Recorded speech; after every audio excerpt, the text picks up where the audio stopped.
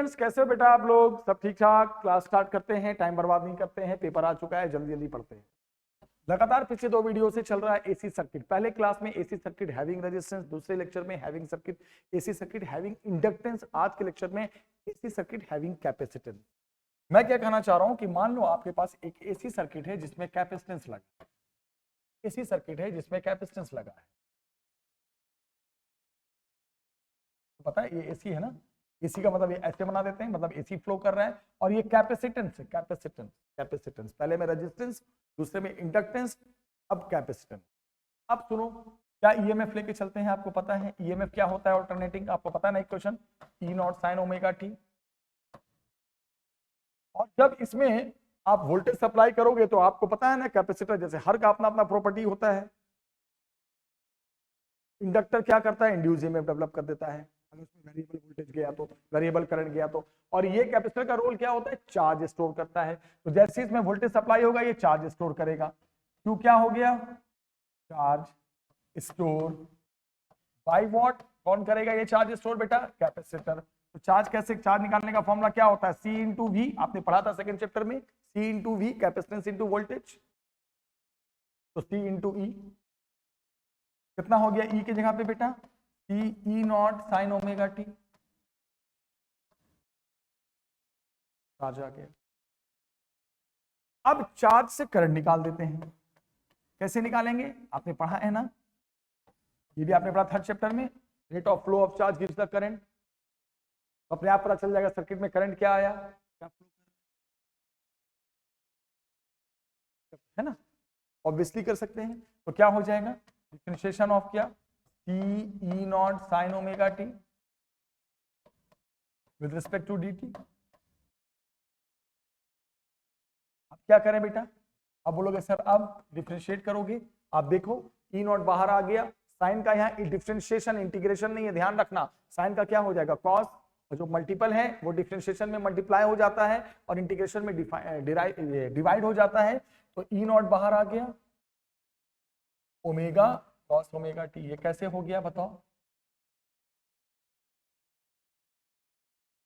C E not बाहर आ गया, पहले सी ई नॉट बाहर आ गया कांस्टेंट, और साइन ओमेगा टी का क्या बन जाएगा? Cos omega T. लेकिन एंगल में जो मल्टीपल, मैंने कहा था एंगल में अगर कोई कांस्टेंट है तो इंटीग्रेशन होता था तो डिवाइड हो जाता था, और डिफरेंशिएशन है तो वो भी मल्टीप्लाई हो जाएगा। तो क्या इक्वेशन बन गया? आई इज इक्वल टू क्या बन गया? C E naught omega cos omega T.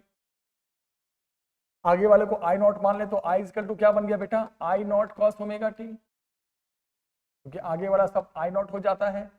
I not यहाँ पर क्या है? सोचो, आई नॉट आपने किसको एज्यूम किया है? सी ई नॉट ओमेगा को। इससे क्या सीखने को मिला आपको? क्या सीखने को मिला कि जब आप ईएमएफ को साइन में लेके चले थे तो करंट कॉस में आया, यहां भी सेम फेज में नहीं है। जैसे कॉइल में था पिछले वीडियो में, सेम फेज में नहीं, यहां भी कॉइल वाले में भी याद करो, इंडक्टेंस वाले में भी करंट कॉस में ही आया था, बस वो माइनस कॉस में था, पिछली वीडियो देखना। यहाँ भी करंट किस में आया? कॉस में ही आया। जब आप ईएमएफ को साइन में फॉलो कर रहे थे, पीरियोडिक जो चीज होती है वेरिएशन, वो तो साइन और कॉस में ही वैल्यू देती है, उसकी वैल्यू साइन और कॉस के थ्रू निकाली जाती है, इंस्टेंटेनियस वैल्यू। तो यहाँ पर भी लिखोगे कि सर यहां पर भी क्या, हेयर ईएमएफ यानी वोल्टेज एंड करंट यहां पर भी सेम फेज में नहीं है, यहां पर भी सेम फेज में नहीं है, are not in same phase. Yes sir, same phase में नहीं है, क्योंकि ईएमएफ साइन में लेके चले थे तो करंट कॉस में आया।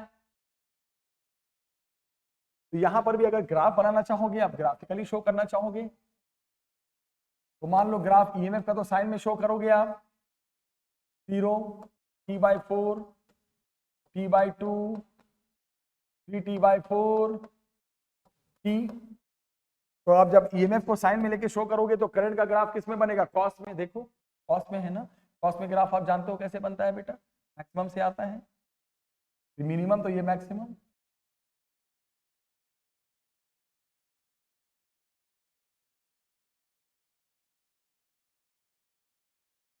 और बनाया था बेटा, है ना? हाँ, ग्राफ किस में आएगा इसका? कॉस में आएगा। कॉस का मतलब, अब वो प्लस कॉस में, तो प्लस कॉस का मतलब कहां से आएगा? मैक्सिमम से आएगा। तो ये मिनिमम तो ये मैक्सिमम, ये मैक्सिमम तो ये मिनिमम, फिर ये मिनिमम तो ये मैक्सिमम, क्योंकि हाँ ये मैक्सिमम वो मिनिमम। तो कॉस का ग्राफ, तो ये हो गया किसका ग्राफ? ईएमएफ का। और ये किसका ग्राफ हो गया बेटा, ये वाला किसका ग्राफ हो गया, करंट का। ये वाली वैल्यू ई नॉट, ये वाली वैल्यू आई नॉट, नीचे शो करना, नीचे शो कर दो। ये वैल्यू कितनी है, माइनस ई नॉट, ये वैल्यू कितनी है, माइनस आई नॉट।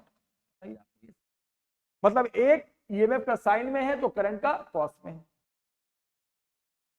और हमेशा कर्व का साइज मैंने आपको बताया था ना, याद है ना, ईएमएफ का कर्व का साइज छोटा होगा और करंट का कर्व का साइज, ईएमएफ के कर्व का साइज बड़ा होगा और करंट के कर्व का साइज हमेशा छोटा होता है, क्योंकि ईएमएफ की वैल्यू हमेशा बड़ी होती है। तो कर्व हमेशा थोड़ा सा छोटा ही देखना, थोड़ा लेवल ऊपर ही रखना, इसका नीचे तक लाना, इसका ऊपर तक रखना, थोड़ा सा ऊपर नीचे।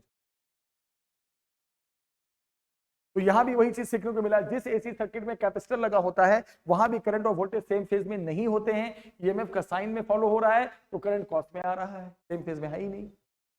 एक का ग्राफ ईएमएफ का अगर साइन में शो होगा तो करंट का ग्राफ देखो कॉस में शो हो रहा है। ये ईएमएफ का ग्राफ है तो ये करंट का ग्राफ। यहां भी वही बात आ गई। साइन कॉस का क्या मतलब हो गया कि जिस टाइम ईएमएफ मिनिमम है उस टाइम करंट मैक्सिमम है, जिस टाइम ईएमएफ मैक्सिमम हो गया उस टाइम करंट मिनिमम हो गया, जिस समय ईएमएफ मिनिमम हुआ उस टाइम करंट मैक्सिमम हो गया। यानी साइन कॉस का ये मतलब वो एक टाइम में एक मिनिमम तो अगला मैक्सिमम। कॉइल में भी यही हुआ था, यहां भी वही हुआ है। ठीक है, अब एक बात समझना है, अब आया कि भाई चलो तो अब ये फेज डिफरेंस भी पता करें कि फेज डिफरेंस क्या है। तो फेज डिफरेंस पता कर देते हैं। देखो E इक्वल टू क्या लेके चले थे आप, ई नॉट साइन ओमेगा टी, और करंट कॉस में आया लेकिन प्लस कॉस में आया, तो I इक्वल टू कितना हो गया बेटा, आई नॉट कॉस ओमेगा टी। अब कॉस को भी हम साइन में बदल सकते हैं, बोलोगे हाँ बदल सकते हैं। क्या कॉस को लिख सकते हैं हम साइन 90 प्लस थीटा, बिल्कुल 90 माइनस थीटा तो होता ही है, साइन 90 प्लस थीटा भी तो कॉस ही होता है, बोलोगे हाँ सर कॉस होता है, बिल्कुल। तो देखो ईएमएफ को साइन में था, पहले से साइन में लेके चले थे, करंट को भी हमने किसमें बदल दिया, साइन में बदल दिया। आया था करंट किसमें, कॉस में, उसको हमने साइन में बदल दिया। साइन 90 प्लस थीटा भी कॉस होता है, 90 माइनस भी होता है, तो चाहे 90 माइनस ओमेगा टी लिखो चाहे 90 प्लस ओमेगा टी लिखो, ये जो एक्स्ट्रा एंगल 90 आ रहा है ये तो प्लस में ही आएगा। तो यहां तो ये डिसाइड हो गया कि सर देखो फेज डिफरेंस यहां भी 90 डिग्री का है। फेज डिफरेंस कैसे पता चलता है, कंपैरिजन कब होता है, जब एक साइन में है दूसरा कॉस में आया करंट, तो उसको भी साइन में ही बदल देते हैं। तो साफ दिखा कि फेज डिफरेंस 90 है, लेकिन यहाँ पे करंट का फेज ज्यादा है, करंट का फेज एंगल होता है omega T plus pi by 2 है। तो यहाँ एक चीज और सीखने को मिला कि बोलोगे सर यहाँ मुझे एक और चीज सीखने को ये मिला कि यहाँ पे जो करंट है उसका फेज ज्यादा है, यानी यहाँ पे करंट लीड कर गया एंड ईएमएफ लैग कर गया। यहाँ करंट सर लीड कर गया, करंट आगे निकल गया, लीड कर रहा है, और ईएमएफ लैग कर रहा है कितने फेज एंगल से सर, पाई बाय 2 से। और कॉइल वाले में उल्टा था, कॉइल वाले में क्या था बेटा, ईएमएफ लीड करता था, करंट लैग करता था, वही पाई बाय 2 से। फिर किसी ने कहा भाई फेजर डायग्राम बना दो जल्दी से। फेजर डायग्राम में देखो ई नॉट और ये आई नॉट, कितने का फेज डिफरेंस है, पाई बाय 2।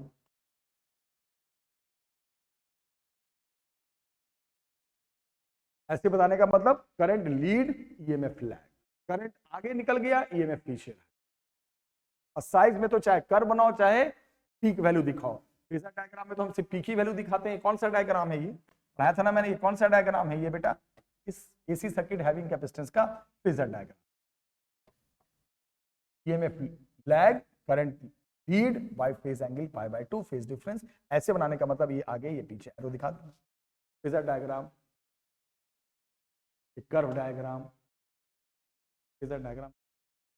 अब मुझे बताओ यहां पर एक पॉइंट, यहां पर मैंने आई नॉट किसे माना था, आई नॉट किसको माना था, ये था ना आई नॉट। तो अब आई नॉट पे आ जाओ, आई नॉट पे आ जाओ बेटा। आई नॉट क्या था, सी ई नॉट ओमेगा। तो क्या मैं इसको लिख सकता हूं ऐसे, देखो ध्यान से बेटा, ई नॉट बाई 1/c ओमेगा, बात तो वही है, ऊपर जाके यही बन जाएगा। अब इसको अगर कंपेयर कर लो किससे, करंट इज इक्वल टू, जैसे मैंने पिछले वीडियो में किया था, ईएमएफ अपॉन रेजिस्टेंस से। हाँ कंपेयर कर सकते हो, बिल्कुल कर सकते हो। तो साफ दिख रहा है current okay, EMF okay, resistance की जगह पे क्या आ रहा है 1/c ओमेगा। यानी कैपेसिटर भी रेजिस्टेंस ऑफर करता है अगर में कोई करंट उससे पास करने की कोशिश करे 1/c ओमेगा। और रेजिस्टेंस ऑफ कैपेसिटर को रेजिस्टेंस नहीं कहते, जैसे कॉइल में भी कुछ नया नाम था कॉइल के रेजिस्टेंस का, यहां भी नया नाम है बेटा, इसे कहते हैं capacitive reactance. Capacitive reactance, capacitive reactance indicate करते हैं x के नीचे c से, तो फॉर्मूला इसका आ गया कैपेसिटिव रिएक्टेंस का 1/c ओमेगा। ओमेगा को खोल दोगे फ्रीक्वेंसी में तो 1/2 पाई f इंटू सी।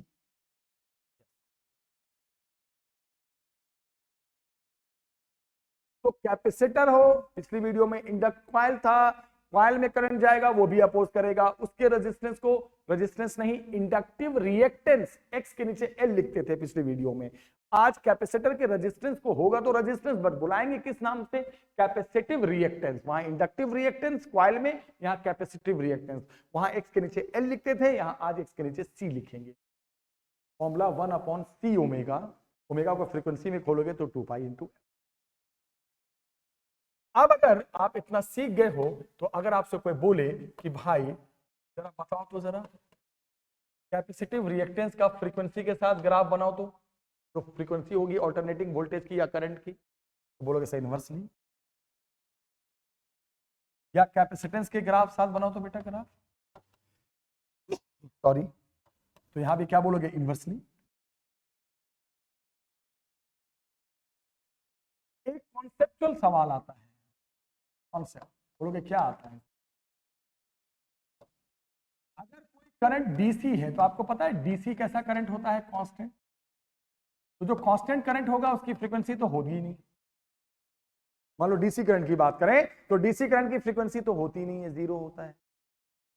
तो डीसी करंट की फ्रीक्वेंसी क्यों नहीं, क्योंकि डीसी तो फिक्स है और फ्रीक्वेंसी होती है वेरिएबल करंट की। तो डीसी करंट के लिए अगर आप एक्ससी करोगे डीसी के केस में तो 1/0, 1/0 यानी क्या हो गया इंफिनिटी। यानी कि कैपेसिटर का रेजिस्टेंस जो रिएक्टेंस यानी रेजिस्टेंस ही तो बहुत आसमान छू गया, इनफाइनाइट पहुंच गया। इसीलिए लोग कहते हैं कि कैपेसिटर, ये बहुत इंपॉर्टेंट सेंटेंस है, ब्लॉक डीसी। यानी कि अगर आपके पास एक सर्किट है, अगर आपके पास एक सर्किट है बेटा, देखो कैसे मैं बताऊं, मान लो आपके पास एक सर्किट है और ये कैपेसिटर है और ये बैटरी है, तो बैटरी से क्या निकलेगा, बैटरी से तो डीसी निकलता है, तो ये क्या करेगा, कैपेसिटर आगे नहीं जाने देगा, यहीं पर ब्लॉक कर देगा। कैपेसिटर हमेशा डीसी को ब्लॉक कर देगा। बैटरी से निकलने वाला करंट डीसी होता है। कैसे, डीसी के लिए फ्रीक्वेंसी जीरो होगा, क्यों, क्योंकि डीसी कैसा है, डीसी क्या होता है बेटा, फिक्स करंट। फिक्स करंट की तो फ्रीक्वेंसी होती नहीं है। और क्या फॉर्मूला है रेजिस्टेंस ऑफ कैपेसिटर का, जिसे रिएक्टेंस कहते हैं 1/2 पाई एफसी। इसको जीरो रखोगे तो 1/0 यानी इंफिनिटी।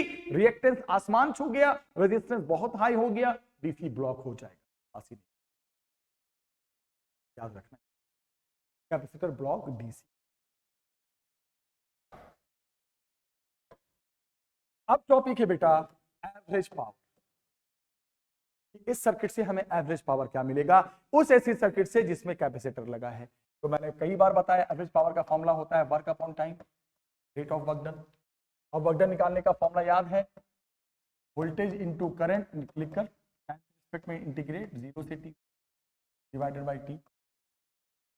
बोलोगे सर बार बार बताता हूं, वर्क निकालने के लिए पावर को इंटीग्रेट किया जाता है, अगर पावर वेरिएबल है तो। बोलोगे सर फिर ये भी पावर, ये भी पावर, ये तो वो पावर है जो टाइम टू टाइम बदल रहा है, ये तो पूरे साइकिल का एवरेज पावर है।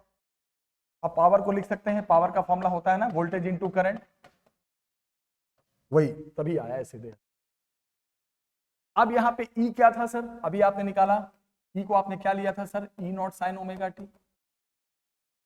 और अभी 2 मिनट पहले करंट भी आपका कॉस में आया था, याद है, I0 cos ओमेगा t। दोनों को हमने ईएमएफ की वैल्यू और करंट की वैल्यू जो इक्वेशन बना, दोनों का कॉस में, इसका साइन में और उसका कॉस में लिख दिया जो बना था, with respect to time divided by t। 0 से कहां तक t, ओके।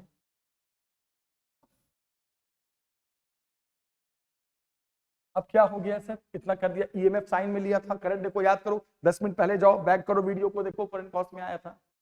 अब यहां से क्या करो सर, E0 बाहर, I0 बाहर, T बाहर, लेकिन T के साथ 2 भी मल्टीप्लाई कर दिया और यहां 2 से ऊपर मल्टीप्लाई भी कर दिया, डिवाइड भी कर दिया।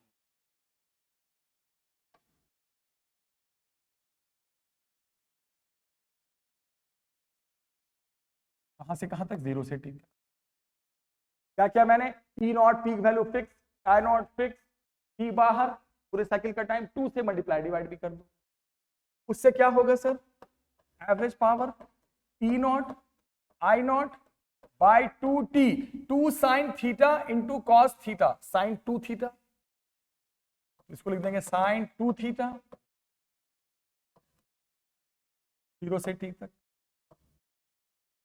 साइन का इंटीग्रेशन माइनस कॉस, कॉस नहीं, cos differentiation, integration minus cos, तो क्या आ गया बेटा, minus E not I not by 2t, और एंगल में कोई कांस्टेंट है t के रेस्पेक्ट से, t वेरिएबल है, एंगल में कोई और कांस्टेंट दिख रहा है तो वो भी डिवाइड हो जाता है इंटीग्रेशन में, और ये क्या बन गया बेटा, cos 2 ओमेगा t, 0 से कहां तक t। अब इसके बाद क्या स्टेप आने वाला है, बहुत सिंपल स्टेप है, देखो ध्यान से। अब क्या होगा, ध्यान से देखते जाओ बेटा, power average minus E not I not 2t into 2 omega 4 omega T, हो गया 4 ओमेगा टी। अब लिमिट रखते हैं, पहले स्मॉल टी की जगह पे पूरा टाइम, तो क्या हो गया 2 ओमेगा टी माइनस, अब टी की जगह पे नीचे वाला टाइम, स्टार्टिंग लिमिट टाइम की 0, तो cos 0। फिर आपको याद है, कितनी बार बताऊं मैं, अगर एंगल में ओमेगा कहीं आ जाता है कहीं पर, तो ओमेगा को लिख सकते हैं 2 पाई बाई टी, या 2 पाई इंटू एफ, फ्रीक्वेंसी वही तो होता है 2 पाई इंटू एफ, या फ्रीक्वेंसी को टाइम पीरियड में 2 पाई बाई टी। तो इससे क्या होगा बेटा, power average minus E not I not upon 4 omega T, जैसे आप इसको रख दोगे ओमेगा के जगह पे 2 पाई बाई टी, तो कॉस टी और टी कट के रखो तो 4 पाई आ जाएगा बेटा, माइनस कॉस 0, ओमेगा के जगह पे रखो तो सही 2 पाई बाई टी, 4 पाई बन गया एंगल। कॉस 4 पाई की वैल्यू भी कितनी होती है 1, कॉस 0 की वैल्यू भी कितनी होती है 1, 1 माइनस 1 हो गया 0, यानी कि यहां पर एवरेज पावर 0, कोई भी पावर नहीं मिलेगा। तो एसी सर्किट जिसमें कॉइल लगा था लास्ट वीडियो में, वहां भी पावर नहीं मिल रहा था, देखना वीडियो लास्ट वीडियो। आज एसी सर्किट जिसमें कैपेसिटर लगा, वहां भी वोल्टेज करंट है बट पावर आउटपुट नहीं मिलेगा, नो कंजम्पशन ऑफ पावर। तो यहां भी जो एसी फ्लो करेगा इस सर्किट में भी, इसे यहां भी हम कहते हैं वॉटलेस करंट। क्या कहते हैं बेटा, वॉटलेस करंट, क्योंकि करंट तो होगा लेकिन पावर नहीं होगा, it is also called wattless current. तो व्हाट इज वॉटलेस करंट बोलोगे, वो वॉटलेस करंट वो एसी है जो उस सर्किट में फ्लो करता है जिसमें कॉइल लगा हो, इंडक्टेंस इंडक्टर, या कैपेसिटेंस कैपेसिटर, वहां पावर नहीं मिलता, पावर सिर्फ रजिस्टर के थ्रू मिलता है, जिस एसी सर्किट में रजिस्टेंस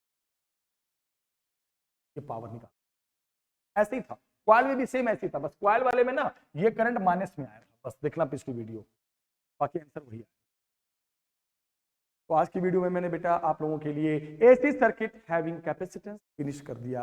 अभी सर्किट और चलेगा, अभी सर्किट में अब मैं सिंगल सिंगल पढ़ा चुका हूं, मैं पेयर लूंगा, तीनों एक साथ लूंगा, तो 3 वीडियो और बनाऊंगा आपके लिए। बहुत अच्छे बच्चे हो आप लोग, पढ़ाई करो, और अच्छी लगे तो लाइक करो और शेयर भी करते रहो। पेपर आ गया बेटा, मिलते हैं नेक्स्ट वीडियो में, तब तक टेक केयर, बाय बाय।